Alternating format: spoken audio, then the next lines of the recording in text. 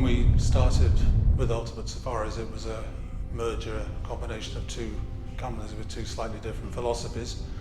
And so the early days were a matter of merging those so they fitted together well. And we started trying to think about doing things a little differently. And so it was not an immediate process, but over the course of the first couple of years, we did move towards the idea of supporting conservation, supporting rural communities, and making that more of a focus of what we did rather than just running safaris. We're a relationship-driven company, and we're all about building relationships, and we value those probably more than just about anything else.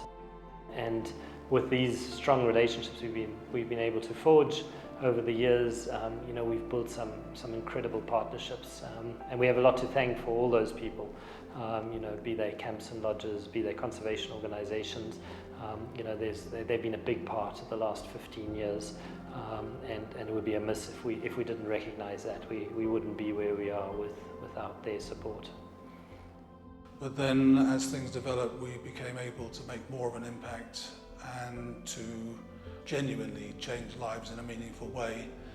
And I think that was really the main motivation. That, and of course running a successful safari company, which was a significant part of what we wanted to do. We quickly felt and believed that we could have a greater impact, and we proved this very early on with our first venture in the northwest with the Hua Conservancy. We always claim it's a privilege to be able to work in pristine areas like that, and it's in our own interest to try and do what we can to protect them and the resources there, like the wildlife and people, obviously, and to be able to have an influence on that, an increasing influence, that and the overall program within the country of conservation support and conservancy support particularly. Before we knew it, we had a whole business unit that now provides accommodation in remote parts of the country, all with the intention and the goal of contributing significantly to those areas. The assumption from many conservancies that private sector operators just wanted to come in and exploit their resources and take what they could without any recognition of the contribution by the community or any effort to help support them in doing what they're doing, particularly with conservation. And I think we have been a bit of a trailblazer on that, and I think that we've made a considerable impact on that perception. And one of our biggest objectives was to prove that it could work. And this assumption that there's no point working with conservancies because it's not going to happen, it'll be too difficult, we don't understand each other. We put huge effort into trying to understand what happened there and to developing it in a way that was of mutual benefit so that everybody got some of the rewards from what we were doing. It helped in terms of conserving what we needed to have conserved, because that's part of what we were selling. It also helped in terms of the ease of doing business, because if you have people on your side who are enthusiastic about what you're doing, it's a lot better than dealing with people who are resentful and suspicious. And I think we have been a major force in changing that perception nationally. I think it is changing. It hasn't changed totally, but I think we provided a benchmark and an example of what can be done, and people are starting to follow that. The tour operation enables us to have the resources to assist where we can, and being able to assist gives us a resource that we can use for the tour operation. I think the melding of those two has been a matter of intense satisfaction. We're not totally there yet. We have plans for developing further, but on the same sort of model. And I think the fact that it is working now indicates that it should continue to work, and also the fact that we have a reputation for standing by what we say we'll do, and to not just being grasping, seeing that people should get a fair return for their part in whatever we do. I think that word has gone around, and it does make it easier for us to look at other ventures where we can do similar things.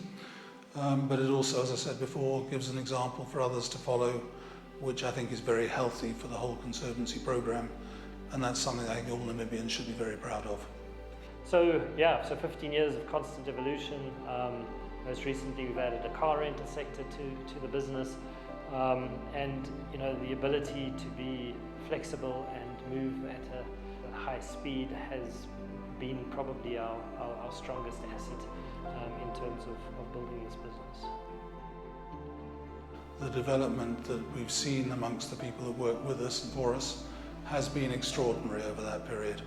We've really taken huge pleasure out of watching people grow, watching people find their niche and develop from relatively humble beginnings to, in some cases, ending up in management. It's a long process, it can't be rushed, but I think for the right people it's worked extremely well, and that has been a major source of pride and satisfaction. Looking back from where we started in our office. When I came here, 3 consultants in our office, and only had a handful of vehicles, safari vehicles. So I witnessed it all. And that's something we must constantly focus on, growth, and without ever losing the focus on what we stood for 15 years ago, and the whole point of why Ultimate started. We wanted to have an impact and we wanted purpose. Conservation is something that was very close to our hearts. We very early on set up an independent body to track and audit and report on our impact. Having formalized that in a separate entity that runs parallel to what we do, but as a non-profit, we are able to track that and we're able to report on that extremely accurately. And they've become something which I could never have envisaged when we started this particular journey. It's way beyond what we dreamed of, and it's a source of immense satisfaction. So 15 years from now, I'm really not sure where we're going to be. It's obviously going up all the way, constantly. The next 15 years is going to be incredible growth, and I think watch out, Ultimate Safaris is on the map. For me, it is the tribe. Our colleagues are the best. I feel at home here. This is an absolute incredible tribe. I think Ultimate Safaris is a company that still has potential for a lot of growth. I only predict fantastic stuff. When I wake up every morning, I'm looking forward to work because everybody's like a family. It's not like you are coming to work. I don't really believe I would work for another safari outfitter in Namibia. From here, I just go home. We're behind the scenes making it all happen. And as long as we get the feedback at the end of the journey that they were happy, it makes us happy. I think overwhelming sense of pride and excitement for the future and to be part of the tribe. For us, reaching 15 years is really only the beginning of our story. We have a lot more to offer to Namibia, to its people, to its conservation projects.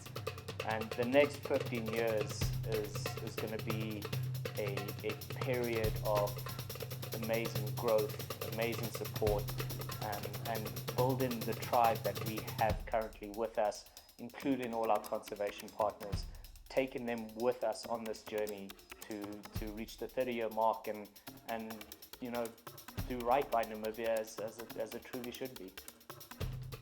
Yeah, there's big plans. And we're well on our way to those, and if the next 15 years go the way the last 15 years went, and we continue having the buy-in and support of our incredible tribe, I think there's little that can stop the development that we're hoping for.